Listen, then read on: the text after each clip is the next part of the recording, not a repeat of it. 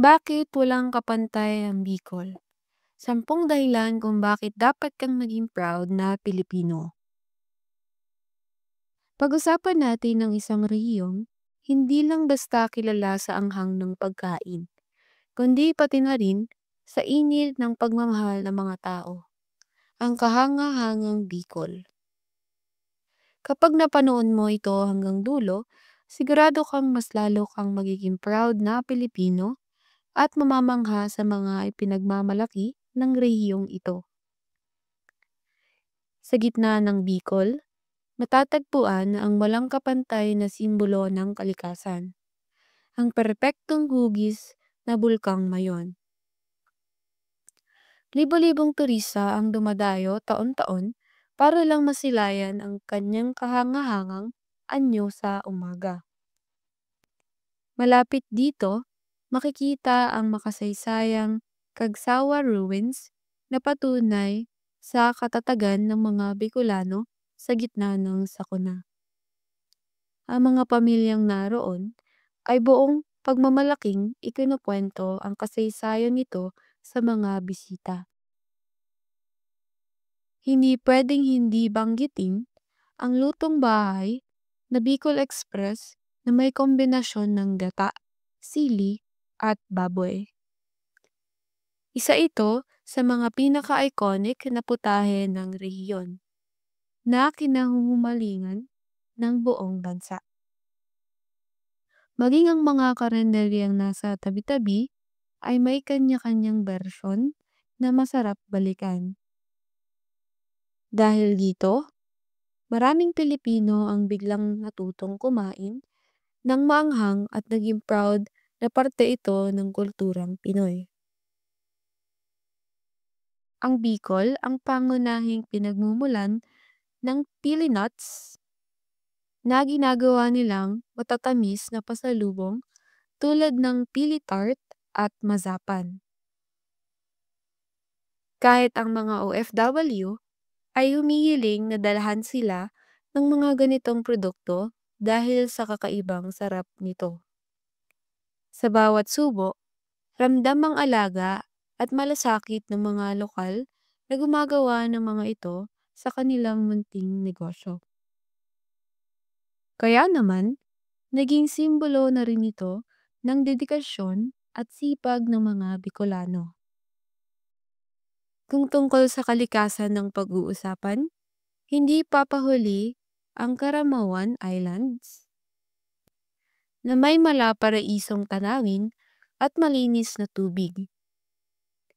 Maging mga dayuhan ay napahanga at ginawang venue ito ng international reality shows. Ang mga bangkero at lokal na gabay ay buong giliw na tinuturuan ng mga turista ng tamang paggalang sa kalikasan. Dahil dito, mas tumibay ang pagmamalaki ng mga Pilipino sa natural na yaman ng bansa. Taon-taon, nagtitipon ng mga deboto sa napakakulay na Peña Francia Festival bilang pagpapakita ng pananampalataya at tradisyon.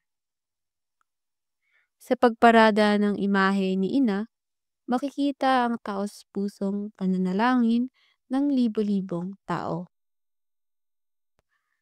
Ang bawang sabayang awit ng Viva la Virgen ay nagbibigay ng kakaibang kilabot at damdaming maka-Pilipino.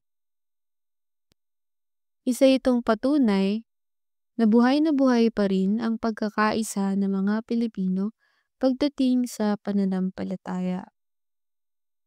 Sa Dansol, Sorsogon, makikita ang mga butanding na kilala bilang gentle giants ng karagatan.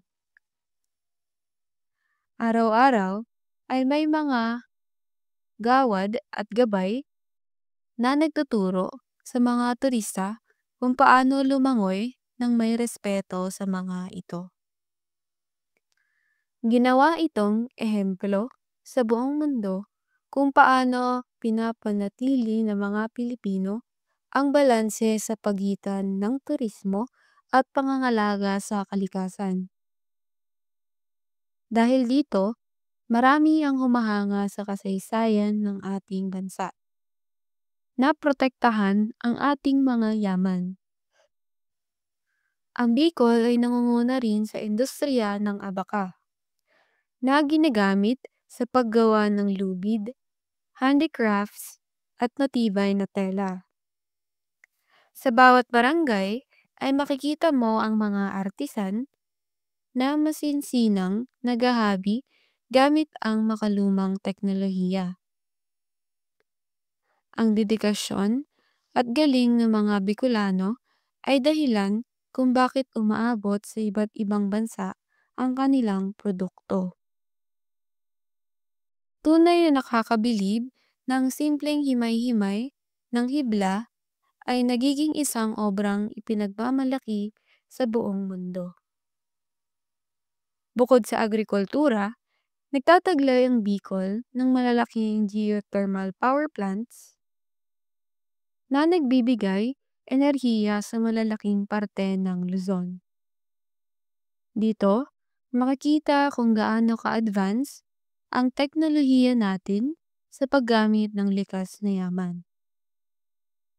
Ang mga inhinyerong Pilipino na nangunguna sa proyektong ito ay kinikilala sa loob at labas ng bansa. Isa itong matibay na patunay na kaya nating manguna sa larangan ng siyensa at teknolohiya.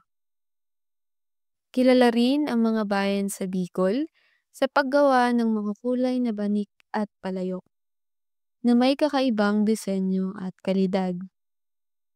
Sa mga pamilihan, makikita ang samut-saring produkto na gawa mismo ng mga kamay ng matatanda at kabataan. Ang bawat disenyo ay may kwentong nakaukit mula sa kanununuan at ipinapasa hanggang sa kasalukuyan. Nakakatuwang makita na ang simpleng tradisyon ay nagiging malaking bahagi ng kultura ng Pilipino. Higit sa lahat, ang katatagan at kabutihang loob ng mga Bicolano ang tunay na yaman ng rehiyong ito. Sa kabila ng mga bagyo at pagsubok, hindi nawawala ang kanilang ngiti at pagtutulungan bilang komunidad. Ang ganitong ugali ay nagbibigay inspirasyon sa buong bansa at nagpapaalala na ang pagiging Pilipino ay katumbas ng tibay, pagmamalasakit, at walang hangganang pag-asa.